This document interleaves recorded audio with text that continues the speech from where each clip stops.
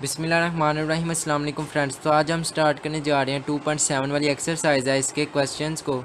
तो यहाँ पर हमारे पास 1 से 13 तक जितने भी क्वेश्चंस हैं इनके ऊपर सिर्फ हमारे पास एक ही स्टेटमेंट उसने मेंशन की हुई है, यानी इतने ज़्यादा से क्वेश्चंस हैं और हमारे पास सिर्फ एक स्टेटमेंट है। यहाँ पर अगर हम स्टेटमेंट पढ़ लें तो उसमें लिखा है solve the following simultaneous equations, यानी वो कहता है कि उसने आपको नीचे साइमल्टेनियस इक्वेशंस दी होंगी और उन्हें आपने सोल्व करना है। और अगर हम यहाँ पर एक और बात नोटिस करें तो हमें एक एक क्वेश्चन में दो दो इक्वेशंस देखने को मिलेंगी। तो बेसिकली ये चीज़ क्या है ये मैं आपको भी बता देता हूँ कि ये है सिस्टम ऑफ इक्वेशन। यानी ये देखें, एक ये इक्वेशन है, एक ये इक्वेशन है, इसको मिलाकर ये हो गया इक्वेशन का सिस्टम, यानी सिस्टम ऑफ इक्वेशन। तो यही चीज़ मैं आपको बताने वाला हूँ साइमल्टेनियस। जब इक्वेशंस की पीछे डेफिनेशन पढ़ेंगे तो उसमें आपको क्लियर हो जाएगा। तो मैंने ये आपको पहले इसीलिए बताई है। अब यहाँ देखें, साइमल्टेनियस इक्वेशन उसने ऊपर मेंशन किया पेज नंबर 39 पर। उसकी डेफिनेशन में उसने कहा कि सिस्टम ऑफ इक्वेशंस, वही मैंने आपको बात बता दी कि वो हमें इक्वेशंस का सिस्टम देगा, दो इक्वेशंस दे देगा। तो उसको हमने कहता है कि हैविंग अ कॉमन सोल्यूशन, यानी जब हमने उनको सॉल्व करना है इन इक्वेशंस के सिस्टम को, हमारे पास एक ही कॉमन सोल्यूशन निकल आएगा। जिस तरह हमने जो यूनिट नंबर 1 है उसमें इक्वेशंस को सॉल्व किया था तो हमारे पास सोल्यूशन सेट निकल आता था। इसी तरह यहाँ पर हमारे पास सिर्फ दो दो इक्वेशंस हो गई हैं और उनको जब हमने सॉल्व करना है तो हमारे पास एक कॉमन सोल्यूशन सेट निकलेगा। तो वो चीज़ उसने कहा है आपने इसी तरह से इक्वेशन सॉल्व करने हैं कि ये जो आपको दो दो इक्वेशंस देगा और उसमें से आपने एक कॉमन सोल्यूशन निकाल लेना है। यही चीज़ सोल्व में उसने कही है कि आपने करनी है।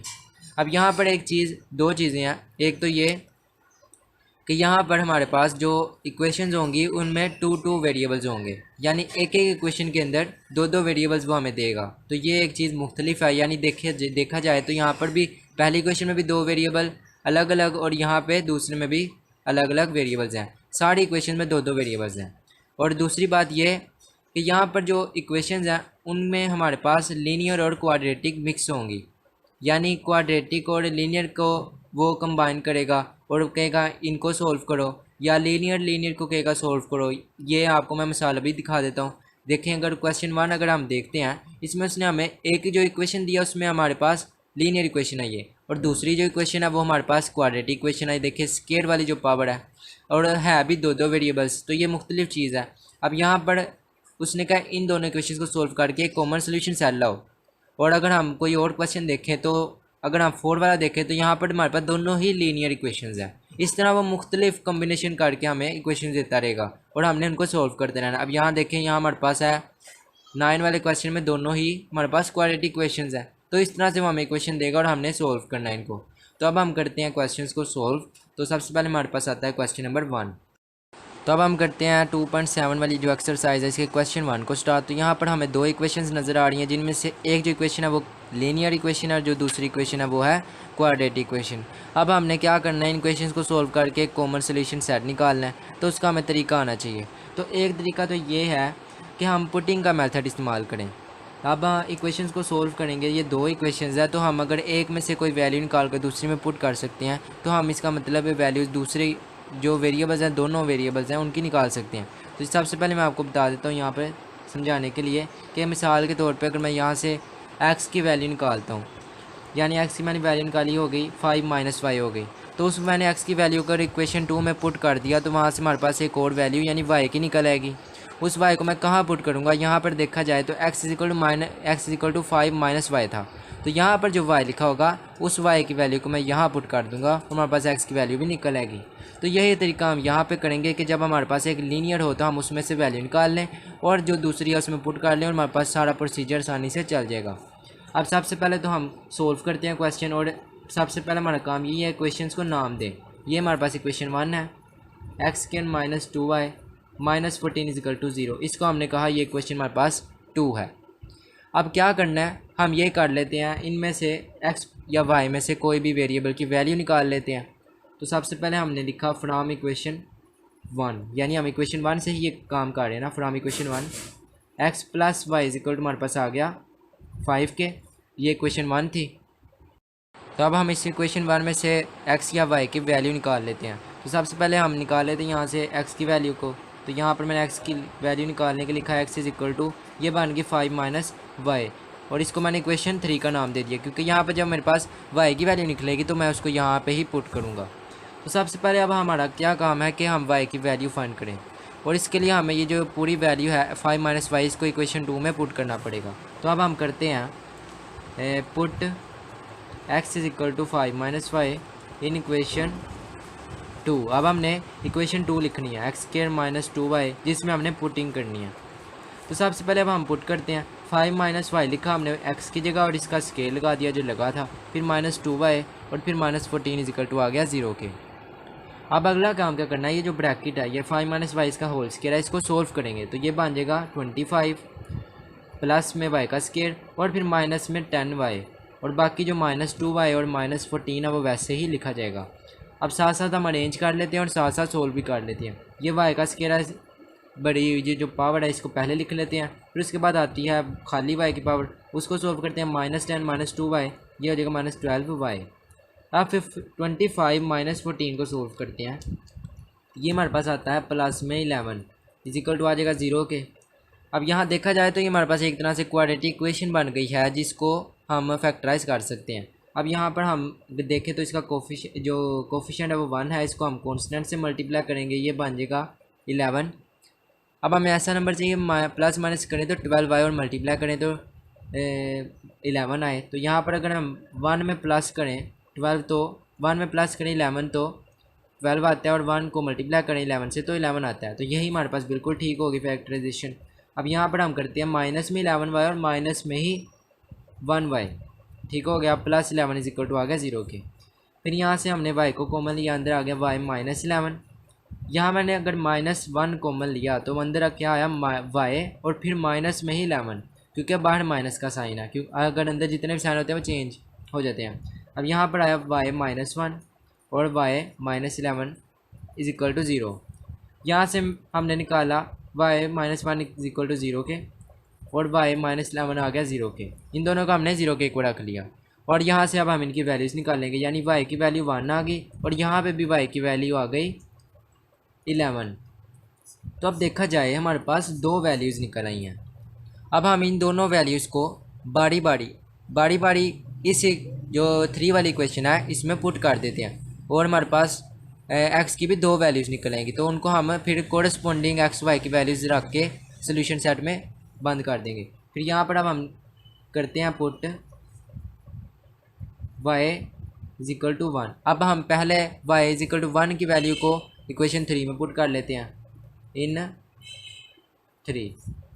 तो सबसे पहले हम यहाँ पर लिखते हैं ये जो इक्वेशन है x is equal to 5 minus Y.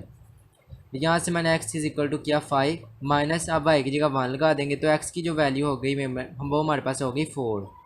इसी तरह सिमिलरली हम दूसरी चीज़ करते हैं put y is equal to 11 in 3। अब हम जो y की वैल्यू 3 निकली है उसको इक्वेशन नंबर 3 में पुट कर देंगे, x इज इक्वल टू आ जाएगा 5 माइनस वाई। तो यहाँ पर आया हमारे पास 5 माइनस, अब यहाँ पर 11 आता है इसकी वैल्यू 11 y की, तो यहाँ पर हो गया x इज इक्वल टू हमारे पास माइनस में 6। तो ये हमारे पास एक जो वैल्यू आई वो -6 आई और एक जो आई है 4 आई है।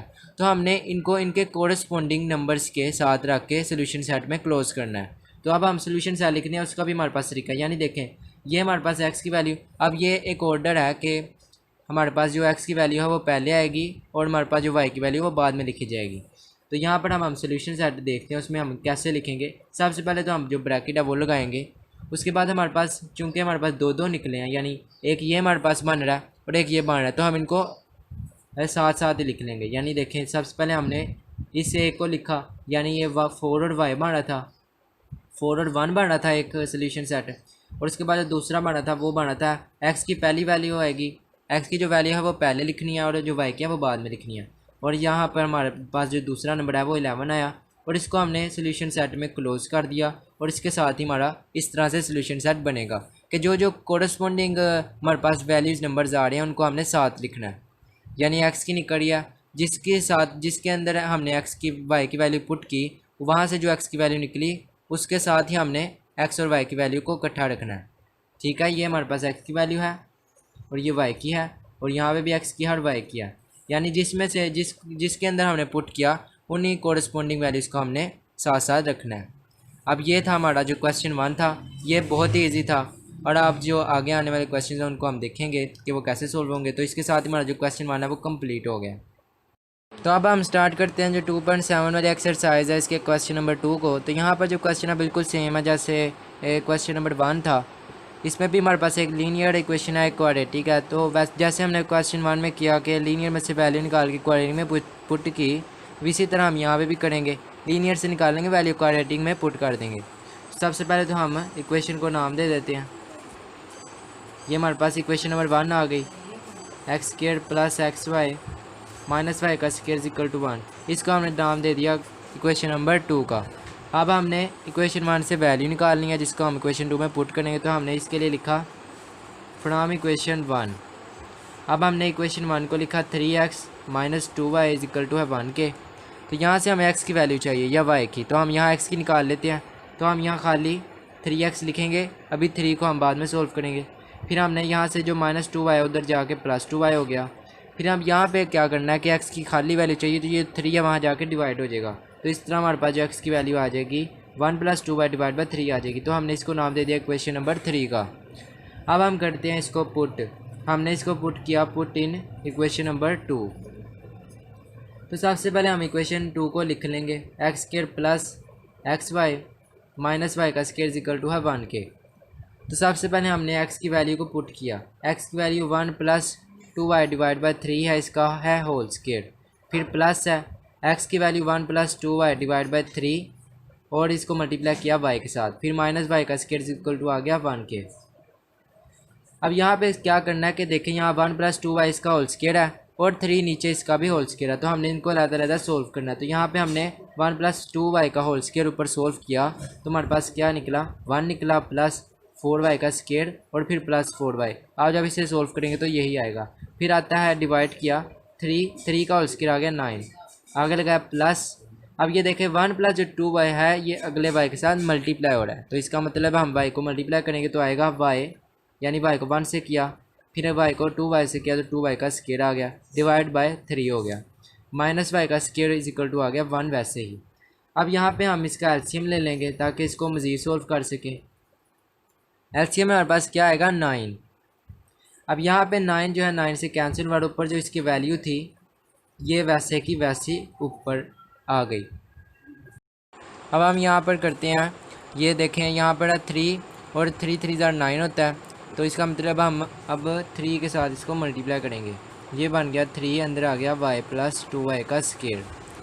अब यहाँ पे क्या करना है, माइनस लगाया और इसके नीचे जिसके नीचे कुछ नहीं होता 1 होता है। अब 1 को 9 से किया मल्टीप्लाई तो हमारे पास आता है 9। तो इसका मतलब हमने 9 को अब y के स्क्वायर के साथ मल्टीप्लाई करना है।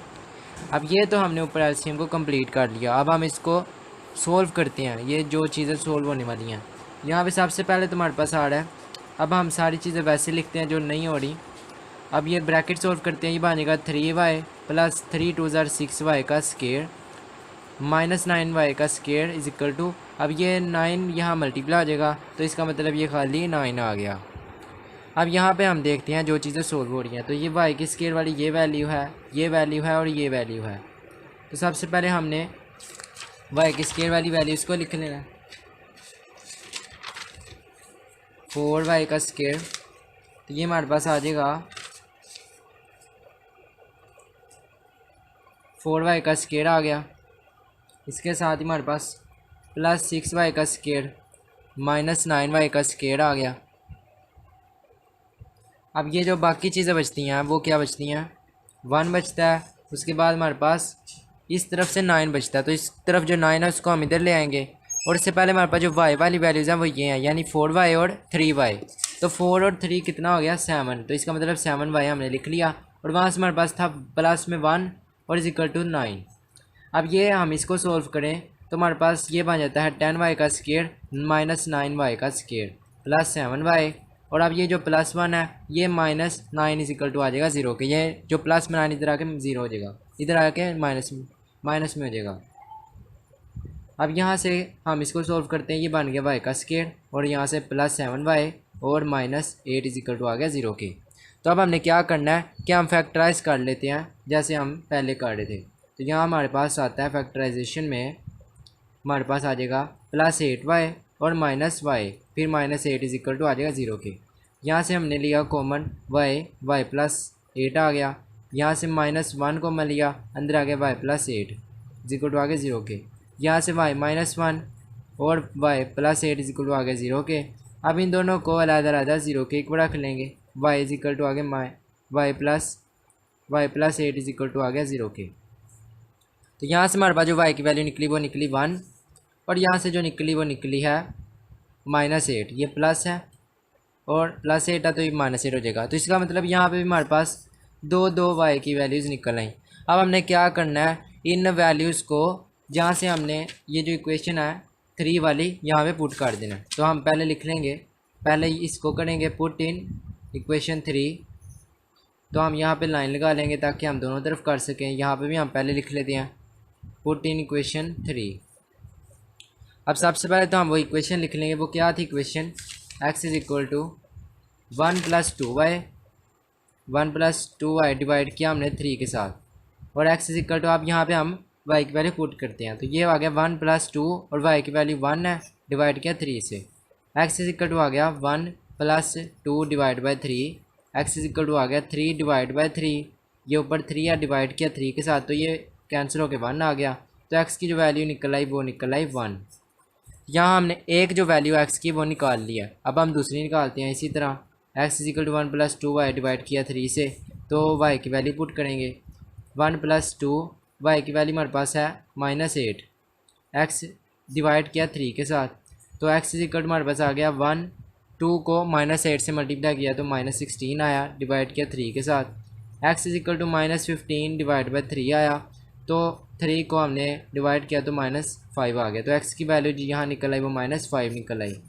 तो हमने इनके कोरस्पॉन्डिंग x और y की वैल्यूज़ को रख के सोल्यूशन सेट को अरेंज करना है। सबसे पहले तो हम ये जो पहली वाली x y की वैल्यू निकली है उनको लिख लेंगे सोल्यूशन सेट में। एक ब्रैकेट लगाए तो पहले ये वाली वैल्यू लिखेंगे, फिर हम जो दूसरी निकली हैं उनको लिख लेंगे। और ध्यान रखना है कि पहले हमने x की लिखनी है फिर y की लिखनी है।